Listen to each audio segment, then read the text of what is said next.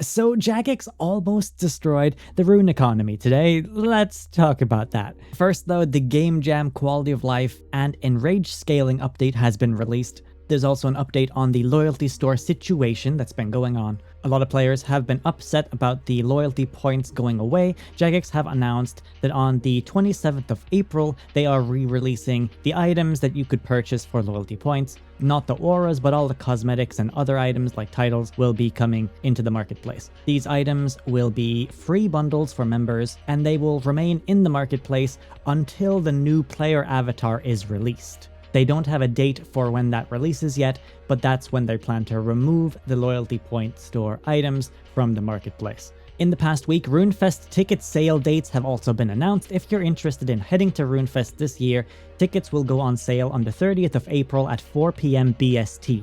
That's British Standard Time, so you can convert that to your local time zone. They've announced that 6,000 tickets will be on sale. I believe that's twice as much as last year. 6,000 tickets will be going on sale for RuneFest happening on October 3rd and 4th. They've listed a couple other time zones here. 5 p.m. Central European Time, 11 a.m. Eastern Daylight Time, and 8 a.m. Pacific Daylight Time. Skill chips from previous RuneFests are returning, as well as many new ways to interact with the game in real life. Developer panels, big stage announcements, shows, Q&As, and all that is returning. They're also adding questing to RuneFest this year. They've not elaborated on how it will work, but it's probably going to be similar to Clue Scrolls where you go from spot to spot. They are selling standard tickets and VIP tickets, which they've labeled gold tier tickets. Standard tickets get you the full 2-day experience, but the gold tier has additional perks. Gold tier goodie bags have extra items in them, including the gold trim rune armor U2s, looks like this. They recently sold the standard rune armor one, so this one has gold parts to it, looks quite shiny. Limited edition and not resold anywhere else. You'll also get access to the merch store at a 15% discount, as well as early access to all products, reserved seating at the front row of stage events, as well as priority access to LAN sessions and meet and greet events. The pricing for standard tickets is £210, though it says plus platform booking fees, which they haven't listed, so it's probably going to be more than $210, and gold tier is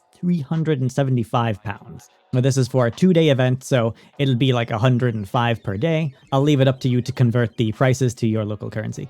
They've also shown off the hoodies for this year's RuneFest. On the left here, you see the hoodie with the logo for this year's RuneFest. On the right here, you see the t-shirt that they're selling, as well as the custom name you can get on the back of your player character, for example. There's also a long sleeve shirt, which seems exclusively available on pre-order. You can also get your custom name on that one. And they previewed the skill chip box, which can hold the skilling chips you find at the event. So yeah, tickets go on sale the 30th of April. Check that out if you are interested. Now on to the updates. Boss enrage mechanics have been updated for a handful of bosses. With the release of the Amasked boss fight, the enrage experience, where you do a boss at a specific difficulty, which unlocks a higher difficulty. You unlock 200 difficulty, 300 difficulty, and the difficulty scales up. A lot of the older bosses with enrage mechanics like this didn't scale as fast, so you might only get 10 progress instead of 100 when you were doing difficulty increases. These include Telos, Archglacior, Zamorak, Lord of Chaos. With the change today,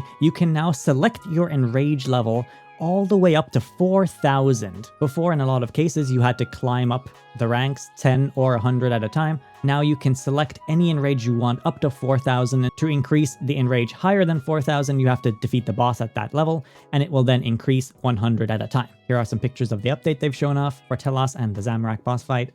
Today, a new button has been added to the world-changing menu called Auto Quiet World. This button will scan all the other worlds and check if your location is empty.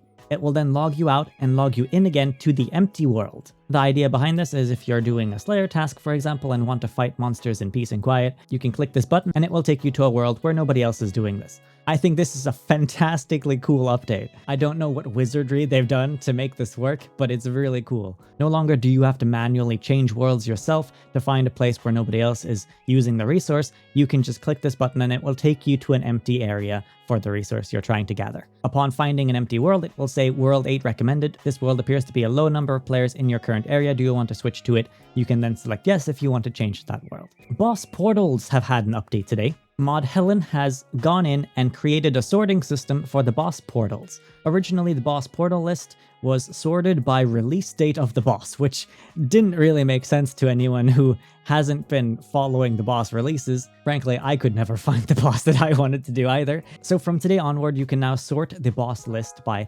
alphabetical order, both ascending and descending, chronological order as well, in both old and new or new to old. That is just great. I will be sorting it from alphabetical ascending from now on. Amazing change. Thank you, Mod Helen, for working your magic on that. The invention item Potion Reservoir has also had a slight update today, where they've included in the tooltip when you hover over the item if the device is active or not. If it's currently sipping potions for you, it will now say device status on. If it's not doing that, it will have it as off.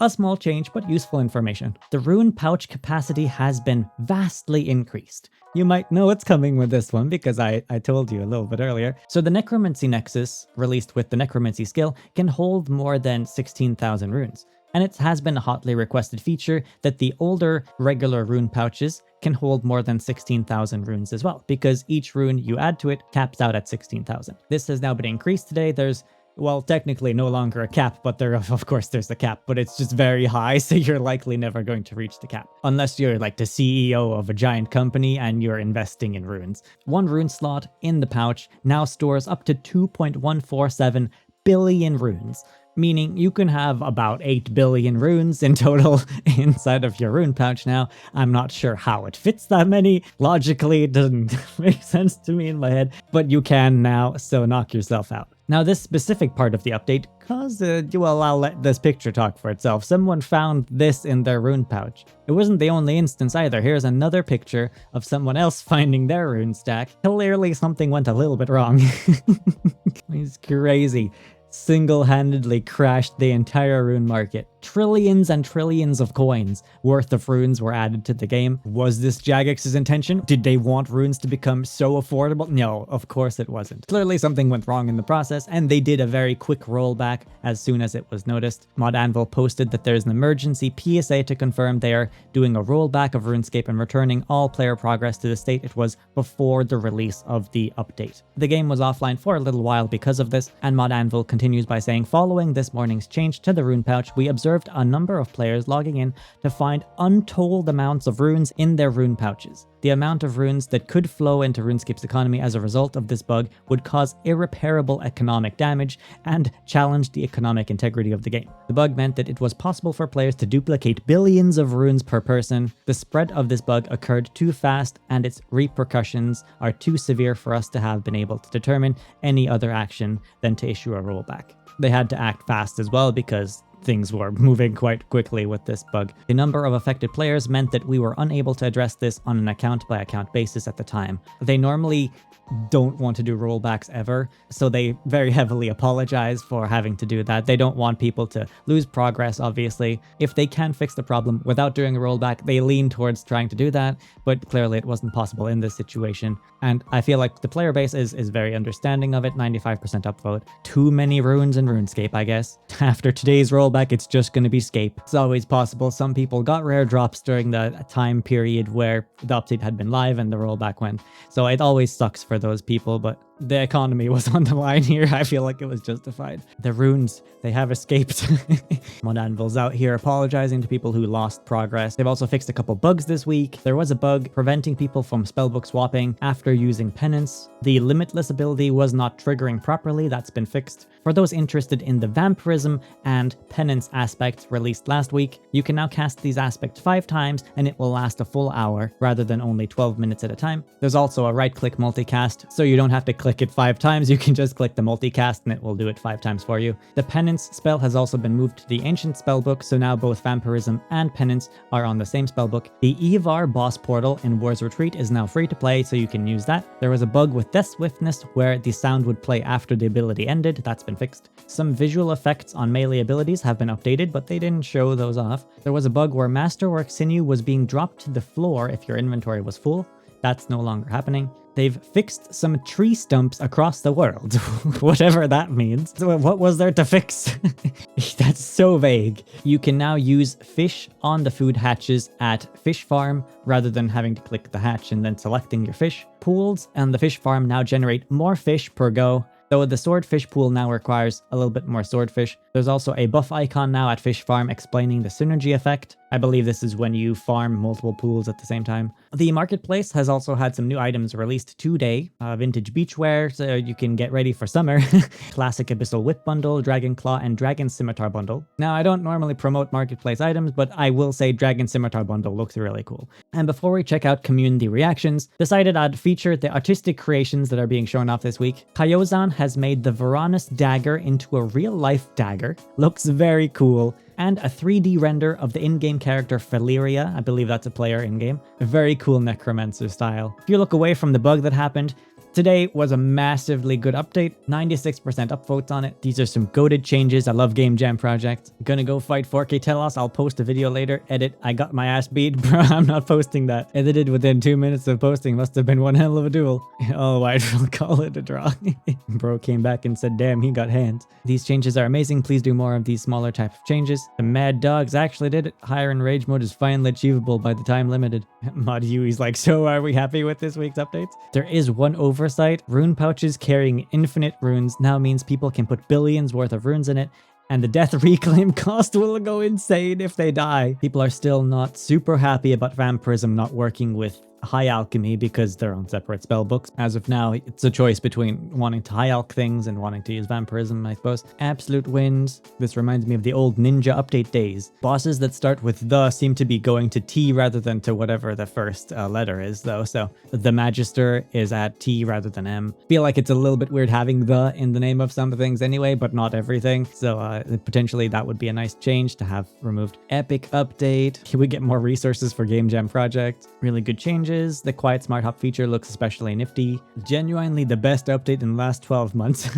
They really liked this update. To the mods who increased the rune pouch size, I love you. Hundreds of hours saved on enrage pushing, one of the best changes of the year. Moving penance to ancients is moderately annoying. I liked having access to it and high alchemy. See, people liked having that one and high alchemy together, but now neither of them are with high alchemy. So people who liked having penance and high alchemy got screwed over by this update because now penance is on the ancient spellbook as well. These changes are lovely overall. Keep up the good work. Jagex cooked this week. My god, so much quality of life. Down in the depths of the comments where everything has been either downvoted or ignored, we've got hugely disappointed in the enrage being freely unlocked. Massive thank you to anyone who's actually pushing. Just spent the last 2 weeks climbing Telos. Stupidity. Gold titles are no longer worth anything. Glaikor, Zamorak used to take months to reach 4,000, and now it will be possible to get 4,000 in 10 minutes. What a humiliation for PVM elite players. Now every noob will have gold titles. Enrage was the only PVM challenge. Jagex, give me back my time, compensate me for moral damages. What an injustice. Absolutely outrageous. How dare they? Now every single noob out there will just walk into 4K Telos